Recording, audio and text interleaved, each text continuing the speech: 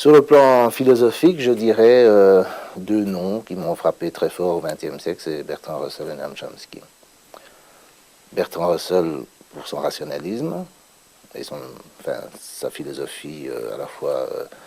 son attitude par rapport à la connaissance, par rapport à sa défense de la science, sa critique de la spéculation, de l'irrationnel, et aussi évidemment pour ses positions politiques, et Chomsky pour une certaine philosophie de l'esprit et également pour ses positions politiques. Sokal était un peu l'étoile filante dans le firmament princetonien quand j'étais étudiant, quand j'étais là. C'était quelqu'un qui a fait une thèse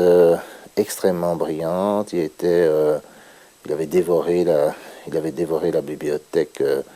Il avait par exemple trouvé dans un livre un théorème qui était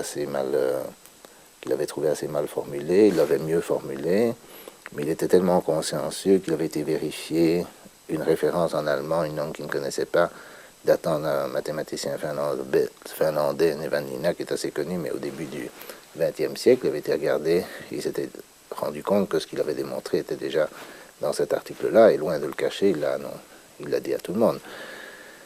Donc c'était quelqu'un qui était d'une rapidité surprenante. Il a travaillé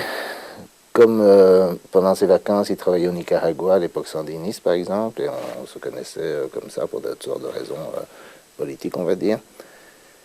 Et d'ailleurs je pense qu'il a eu des difficultés dans sa carrière à propos de ça, mais ce qui l'a rendu célèbre, si on veut, c'est qu'en 1996, étant irrité par ce qu'on pourrait appeler le postmodernisme, c'est-à-dire par deux aspects, par d'une part l'invocation de terminologie scientifique par des philosophes et des gens des sciences humaines d'une part, et d'autre part parce que nous appelons le relativisme cognitif, c'est-à-dire l'idée qui s'est imposée dans certains milieux culturels en Occident, selon lequel la science occidentale n'est qu'un récit parmi d'autres, d'une certaine façon à mettre sur le même pied que les mythologies, les religions, etc.